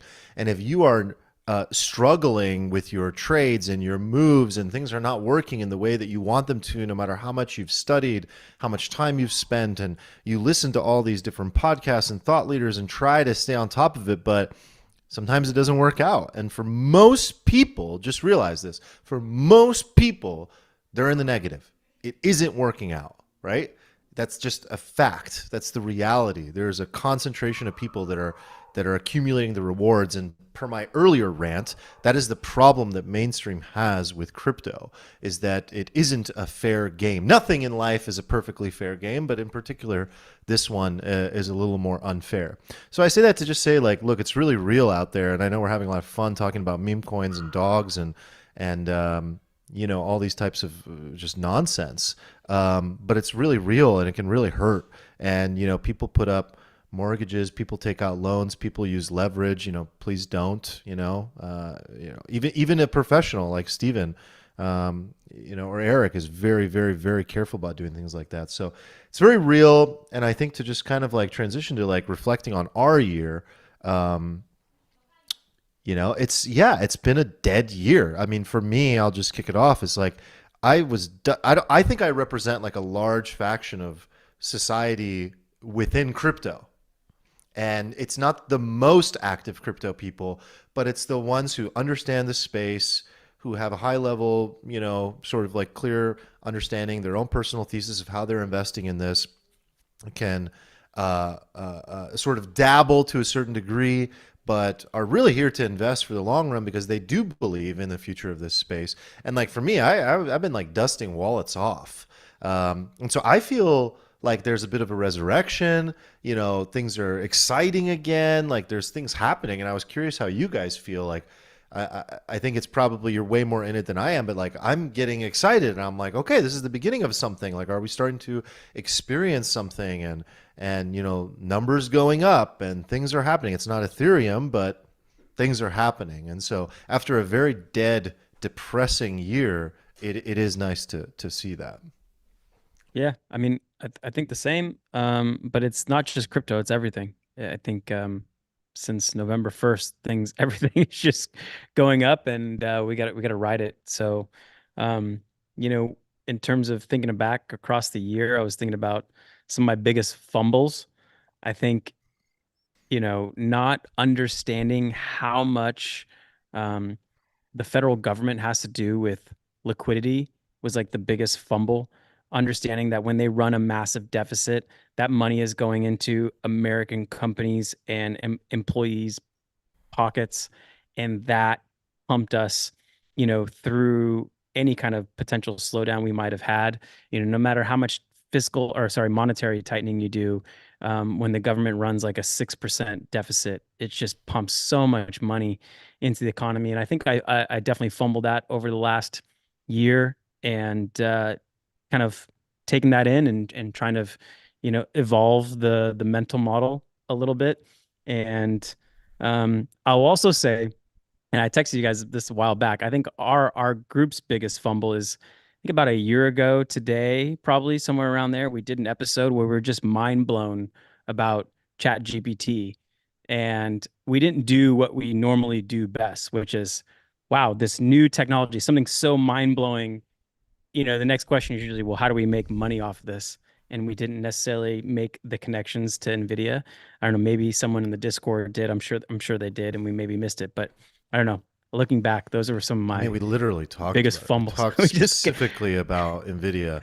I think I'll speak for myself. My fumble there was like I already owned it. I'd owned it since like 2013 or something. And so like for me, I looked at it and I was like, well, I'm way up. Like, do I buy more of this? Like, is it going to go up more? I knew it would go up more, but I was like, it was incremental, but I was wrong. It went up quite a bit. I think it doubled, so it's like there was still a lot of room to go. I thought it'd go up maybe another 20% max, but yeah, I think that's one lesson I had is like, if you do have something great, have the conviction and get concentrated. As Steven was saying earlier, it's okay to get a little bit concentrated. I wish I had bought more, even though I I just already feel like we owned it. didn't even really try that hard to try to figure out, okay, there's money in this. Where does the money flow? We didn't really try hard enough. We were just so in awe of that it could, rhyme. And we're just mind blown that we this we thing could. were we were paralyzed with fear at the time, and like I was dipping my toes into being like bullish last summer, Mhm. and I was very long last summer actually, but I actually pulled out and went flat again, which is annoying because that was the bottom. That was like literally the ETH bottom. We were like, oh, we were caught up in this like idea that the world is fucking ending, and we didn't process any information through the lens of like, is this thesis wrong for like a while? Like you saw that and you were like, oh, this is interesting, but the world is ending, so I have to filter that out because the world is ending and I can't buy anything because everything is going down. So definitely a learning experience there. You could listen to too many macro podcasts for sure. It's not good for your health. Um, people people not like even these like super smart people, quote unquote, like they had no idea what was going on. They're almost all wrong, and it sometimes you're better off just like blocking everything out. Like this is something that I got really good at this year. I think that like really killed me in the last bull run is I let like the noise of crypto Twitter, of all the information I consumed, get in the way of my own thesis. And I would confuse myself to the point where I didn't know what I thought anymore, or I think other people were smarter than me. Um, when you're new, it's like really good to listen to people. Like if you're in the space long enough, if you do this for long enough, you do get to a point where you're actually smarter than most of the people on Twitter. Like most of the people on Twitter are incredible LARPs, right? They actually don't know all that much. So there's like the facade that they know a lot, but like you might know more than them. Like if you're pretty smart and you've been doing this for a while. And when you let that information kind of cloud your own judgment, like you do yourself like a real disservice, and you can sometimes like fumble the bag. So trusting my own analysis more was like a big W for me this year. And that's like something I definitely want to obviously keep taking into next year and all the years beyond. I wish I had sold more, for sure. I mean, all the signals were there. I think one thing really simple is I read a lot of books growing up that did not serve me well in the short term. You know, like I still believe in the idea of like getting rich slowly, but I think we live in a different kind of economy and a different kind of world now where setting and forgetting it, I just don't know. I don't know if you end up like beating a slightly active trader version of yourself, slightly active investor version of yourself that has really clear macroeconomic signals of like get out or get in, like at a basic level, you know? And I think like making that kind of move like once a year would have served me better. And that's probably one thing that I'm going to take in is like, yeah, you know, what's that one book, Nick, we've talked about that I really like that I don't know if I really like as much anymore. Um, We've been talking about Die with Zero a lot. Is that it? Or what kind no, of book is it? investing book. It'll come to me. Okay. But, you know, the whole idea just being like own the S&P, you know, and that's all you need and stay with it and just own it for 30, 40, 50 years. I just don't know. And I think that like a slight level of like Eric, you Well, probably have a strong opinion that's about going to this. work. I mean, that plan is going to work. It is going to work, but I think like yeah, you withstand like 6, 8, 10 years of like looking at a shitty portfolio, and in the end, it's going to work. But depending on your timing, like wherever you are at in your life, where you actually need the money, like it could be bad, and or you could probably have 2, 3 times as much at the end of those 30 years with like very few moves. Well, I think you can outperform it pretty easily, to be honest. And that's my point.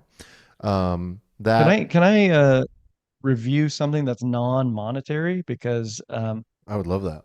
here's one thing that I learned about um, investing is like you shouldn't be mad when you're making money, right? Like there's always something you could have done better or whatever. But if you're making money, that's a good place to be.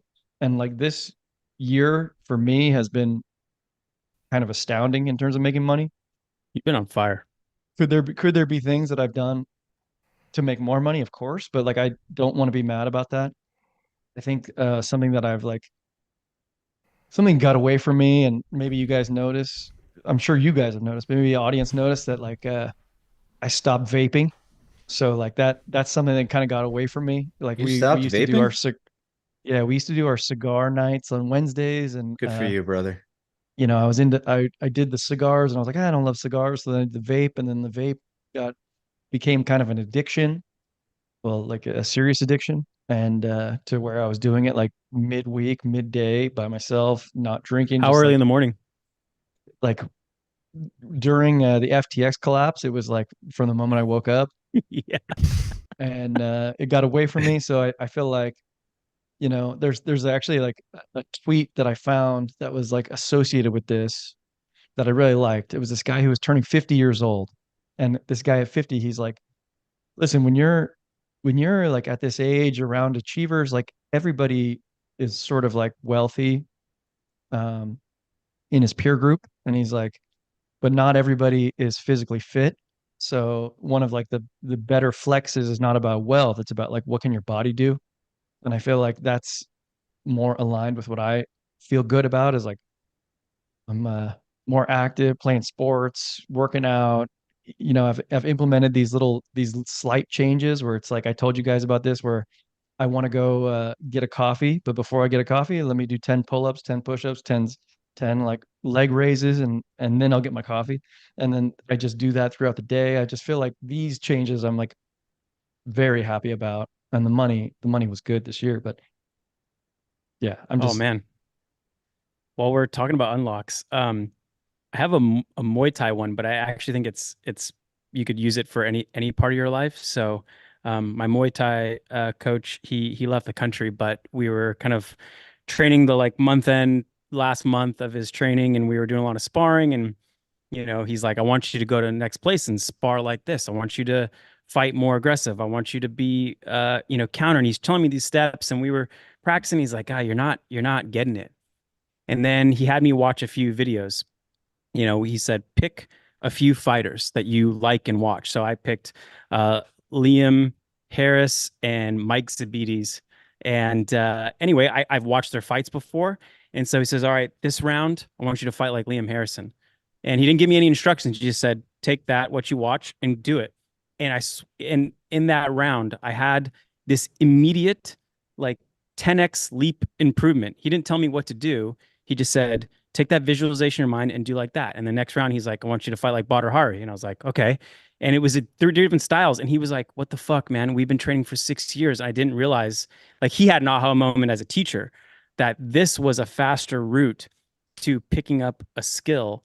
And I was trying to think, what else could I use that in my life? And I realized, in relationships, um, we all see other husbands or other boyfriends out there, and they may communicate in a certain way. They may flip around like what could be an argument into like a funny, silly situation. So I've been trying to think of those personas in my life so that if I do come up with a moment, I'm like, well, I need to borrow from this person. Or even in running the business, like I've had a lot of great business partners in my short career so far. And I'd be like, you know what this moment needs? It needs a Daniel or a Dave or a Marcus, or this needs a Jason type moment. And you don't have to think about what to do. You just like, I act like them. And if you can bring those people, how they act, what they say, like how they carry themselves. And, this is like an old Tony Robbins thing, but I think it's true. And you can wipe Tony Robbins from it and it still works. So I don't know. I had that big unlock this year and I've been trying to use it in other places. Yeah, I don't know. I've never had that moment where in 1 minute you just kind of like completely 10x, your skill level. And I wonder if you guys could use it in investing or anything else. I love that, man. I wonder if you've put that into a spreadsheet yet or programmed it in any fashion. Yeah, before kind of going into like a sparring match, I'll like watch Mike Zambides fight. By the way, if you search him on YouTube, it's just pure fucking bloody gold watching this guy fight. And so, you don't have to think, okay, be more aggressive. And when this guy does this, do that. You just like, okay, I'm gonna act like him. I'm gonna respond like him, and it works. You just kind of leap forward. It's a beautiful thing and a good little hack. But no spreadsheet yet. Maybe he'll make its Shocking. way to the Q1 2024 goal sheet. It's kind of like instead of making micro adjustments, which are like little skill adjustments that are very in the brain, you're making a macro adjustment that encompasses brain and body movements all together. You become that person. You talk like them, you walk like them, you move like them. And so you get both. You get the micro adjustments that move of that person comes with, along with all the other things at the same time. It's kind of like a short circuit hack. It's pretty cool. I like Yeah, it. I'm sure you could use it as a startup founder. Like, is this like, an Elon moment? Is this a Sam Altman moment? I don't know if those are great examples, but you kind of get, or is it a Dan Martell moment? Is this where I need to like just pretend like I'm him, even if I don't know exactly what that means? Just do what he would do. I did This that. persona I in my did mind. that for demo day. Uh, yeah, yeah. And it Totally worked. wore. Yeah, it worked great. It was fun. It was fun. Yeah. Yeah, it works. You're right. That's a good little Um, hack. did you guys have any other like other wins or kind of personal unlocks that are kind of good to talk about as we kind of close out the year? I had a new appreciation for being wrong I think.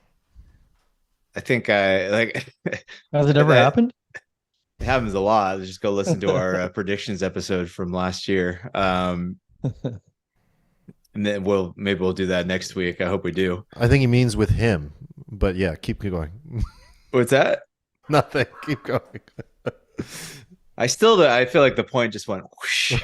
I don't even get it. You're good. Um, I mean, this is sort of like an investing thing, but like and like yes, I knew this already, but like I had a new appreciation for just like how wrong I could be.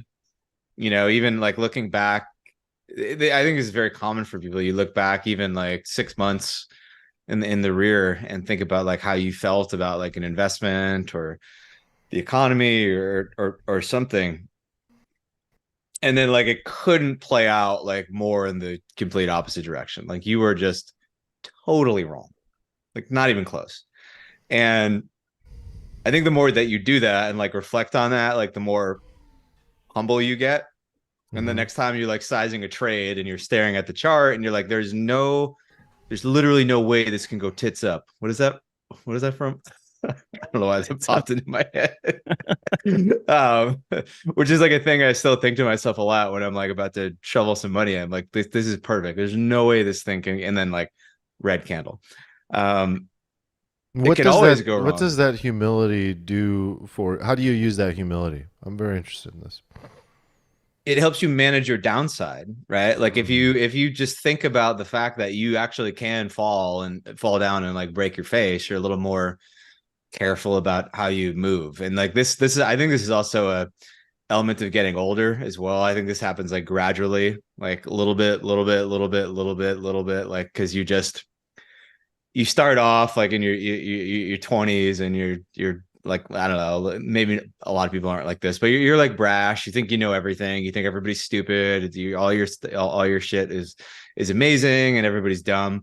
And then yeah, you just fall on your face a few times. And this happened to me in life for sure, like a lot. But yeah, like really happened to me like a lot in trading. And then and on a related note, it it gave me a new appreciation for like even though I was super wrong like a lot this year, like I got a lot of things very wrong. Like I had my my best year. Like I killed it like investing and trading Hell yeah. because like I was like, oh, I'm wrong, and then just switched, right? So being able to be like, oh, I'm not right, and to not go down with the ship, like that's almost as valuable as like predicting where something is going to go in the first place. Like not quite, that would be preferable, but like still like incredibly valuable to be able to be like, oh wow, I'm totally on the wrong side of this. But the good news is that the market conditions are actually really great in the opposite direction, and I can just ride that and take a little scratch and go the other way. So that was definitely big for me this year. Nice. Can I share another personal one? So, Yeah, I like this side of it. yeah, as listeners know, I got engaged this year, and you know, up to this point in my life, I think I've not necessarily been fearful of commitment, but optimized for freedom, where I'm trying to optimize for the most amount of options. And I always thought that's what financial freedom would give me is options, and that seems good. And um, when I told a buddy of ours, Justin, that I got engaged, texted him, and he said this quote: "There's no greater opportunity for growth than a commitment like this." And I was like, "What? What?" Like, commitment is usually like, okay, you don't really consider commitment with the word growth, but I don't know. I found even more freedom with commitment. Um, it kind of promotes this long-term vision with yourself where you can be more aligned with what you eventually want. Like I knew I eventually wanted wife, kids, family, growing, but I hadn't committed yet. But once I did, like everything just focused and aligned in that direction, and all the superfluous went away.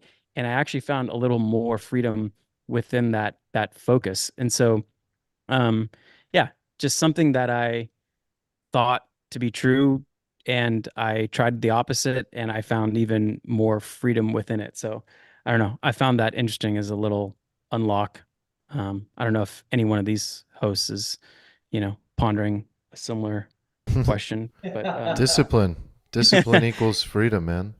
yeah, I think it's the Commitment is discipline, and discipline provides freedom.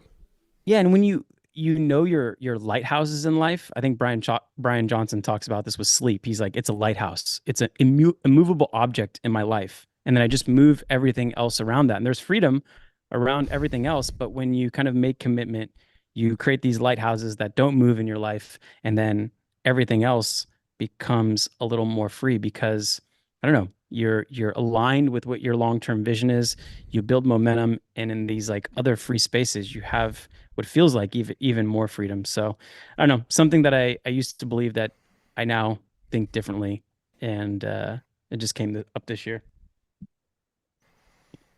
Good thing we talked Beautiful. about meme coins for an hour before we got to this shit. This This is is true. gold. This is a true Alfalfa episode, huh? We just like start over here and then now I'm we're finding it here. hard to transition to this topic. I'll be honest. I'm like, what did happen this year right now? I'm It's feeling like hard. I'm It's flying harder to be dogs. sentimental with you guys when you're not here in the room with me, you know?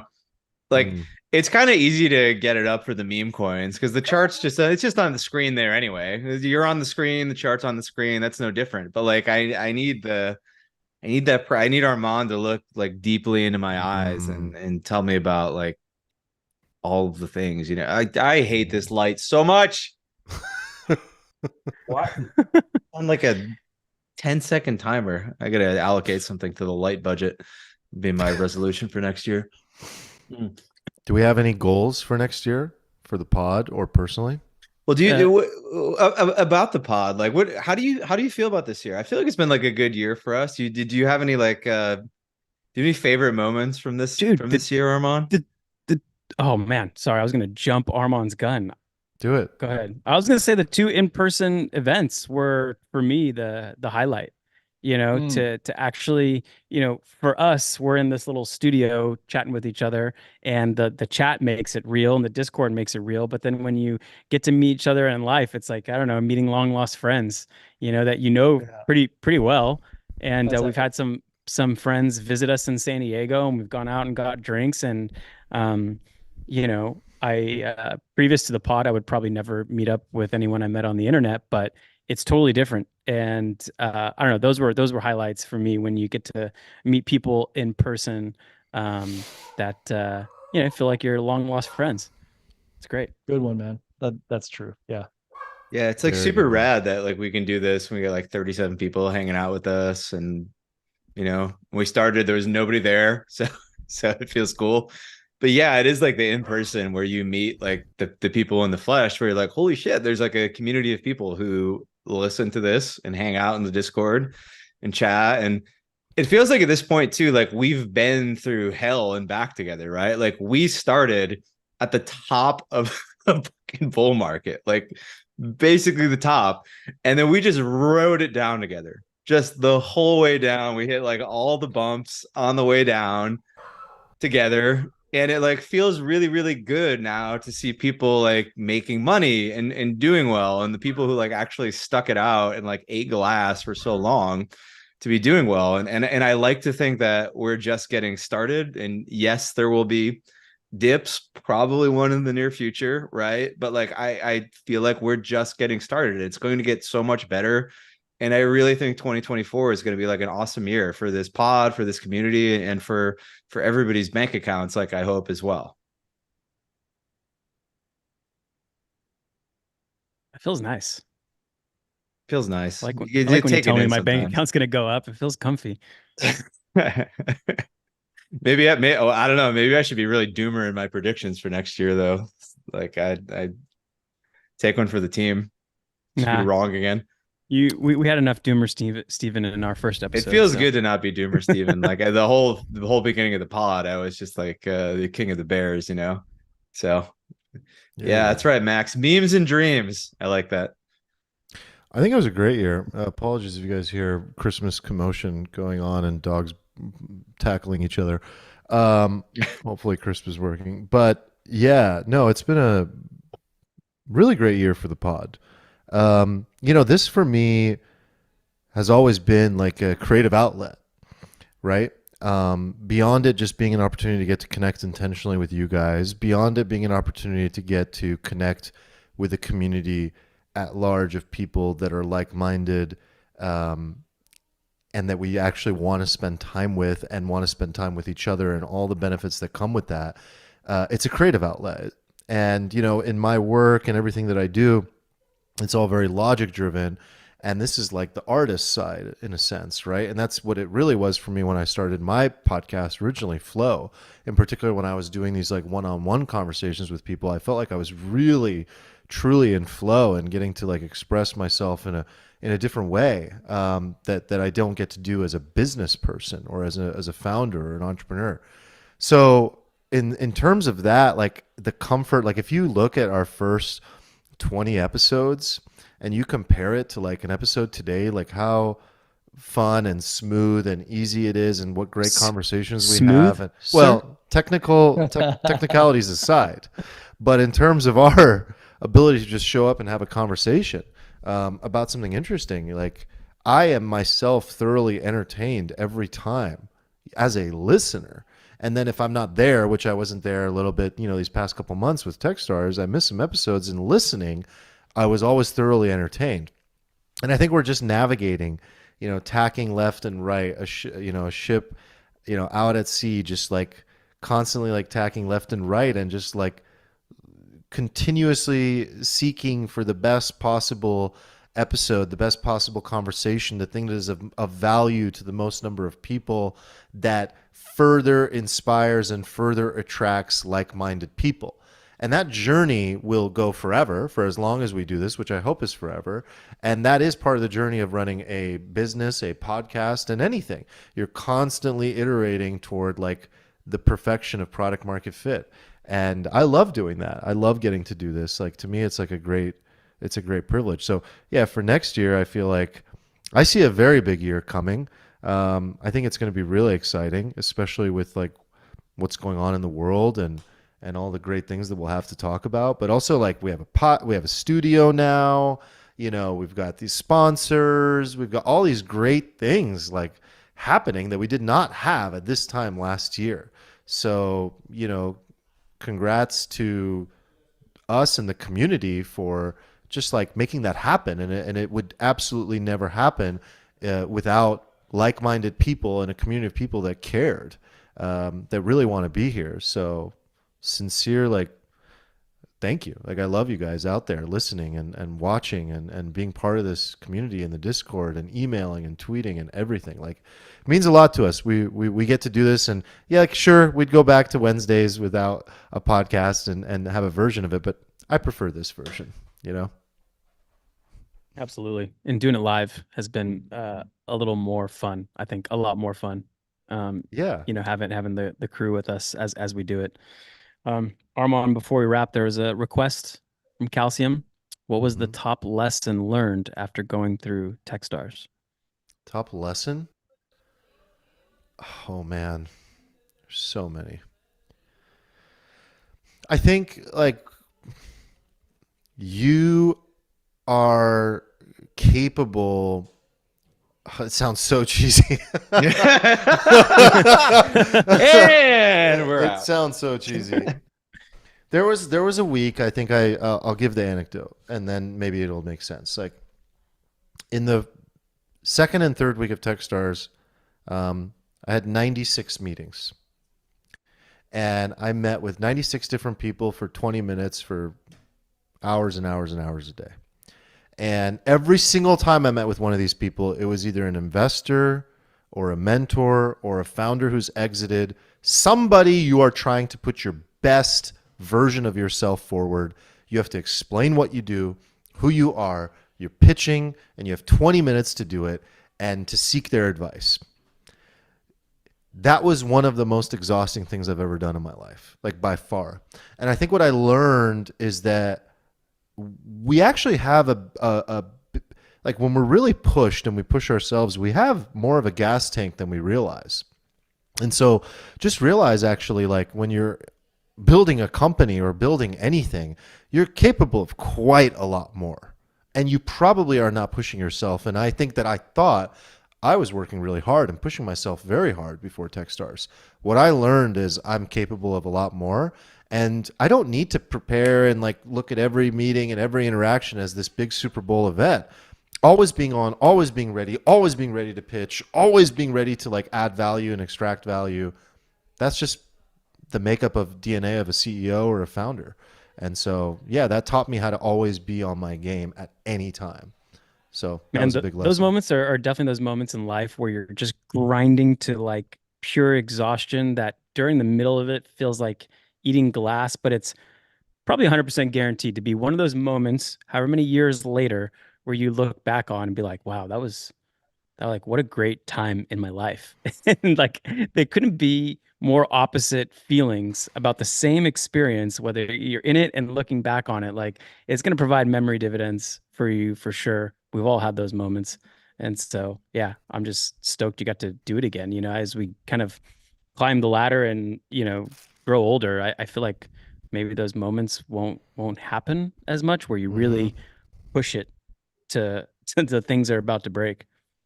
One thing I would like to discuss, maybe this is an episode topic, it's definitely very, very alfalfa, is strategies for dealing with the acceleration of time. I would You like mean to like the discuss relative that. time, like each year is a Yeah. smaller In your human percentage of what we've lived on experience. life? Yeah. I don't know if you guys feel it, but I feel like every year goes by faster and faster and faster. It in And fact like, does. and it in fact does in my relative experience. I would love to talk about that at some point because that's something I thought about a lot this year, and especially when you have a baby and then you watch the baby. My baby's literally, guys, almost 1 year old now. She's 10 months old. Like, it's insane. It's insane. She's almost 11 months. So when you also have that relative time moving versus your relative time, and that, oh man, it's a lot. I'd love to discuss that. All right, cue it up. Um, for our next episode, are we gonna do a predictions episode? Like a 2024 predictions episode? Like We a gotta real one? we gotta review the tape from last time and What does Steven predict in 2020? What year is it? 2024. We'll just title it that. Steven What are we gonna predicts do? Are we gonna just do blank. crypto picks? Are we gonna do all Let's picks? go. Let's everything, anything go. you want, Everything. man. Yeah. Okay, open-ended format. Yeah. Like you could be like, watches will be the best asset class in 2024. Anything Okay. Mm, All right. I'm could ready. be one. I gotta love think it. about that. All Awesome. right, team. I think that's Wanna, a good wanna wrap wrapping it point. there? Yeah, I think so. Eric and I have a dinner. Steven, you told us you were going to be out of town, which we know you're not now because you're in your No, I'm office. out of But town next Wednesday. mhm, Wait, you guys are mhm. going to dinner? Yeah, we thought you were out of town. No, I was out of town next Wednesday. Okay, Wait, well, wait, are you going with meet the us. wifeys? No, me, you, Eric, Marcus at 7:30. You have 37 minutes to get there. We're going to anime. I'll see you there. Anime. Oh, baby. Casual anime night. Yeah. Bully. Wow. That's very. Did you just Wow. say bully? Bully. Dude, I've been saying bully. I said it literally first. am intention. Well, on the pod, you said it first, but I said it first in real life, possibly. Yeah. Check the tape. Check the Yeah, tape. check the chain. Dude, no, Check the same chain. wavelength. Dude, seriously. I have been saying it because I literally came across it in an old movie. I'm like, why don't we say bully anymore? It's great, right? It That's just a rolls great off the word. tongue. It's a great word. I have to move that into Bully, the man. charting videos at some points. Oh my God, that's so ironic. I've had multiple conversations about that. All right.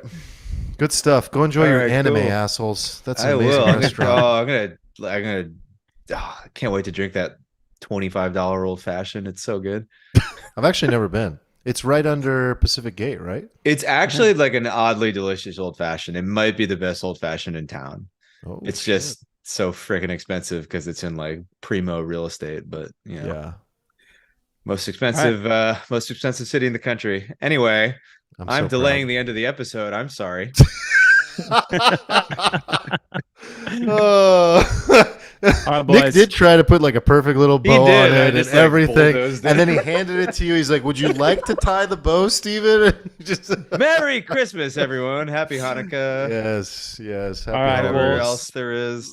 Special Kwanzaa? shout out to the chat. Thank you, Edmund. Salute to you again, sir, and everyone else who joined us. Join us again on Wednesdays at 5 p.m. PST.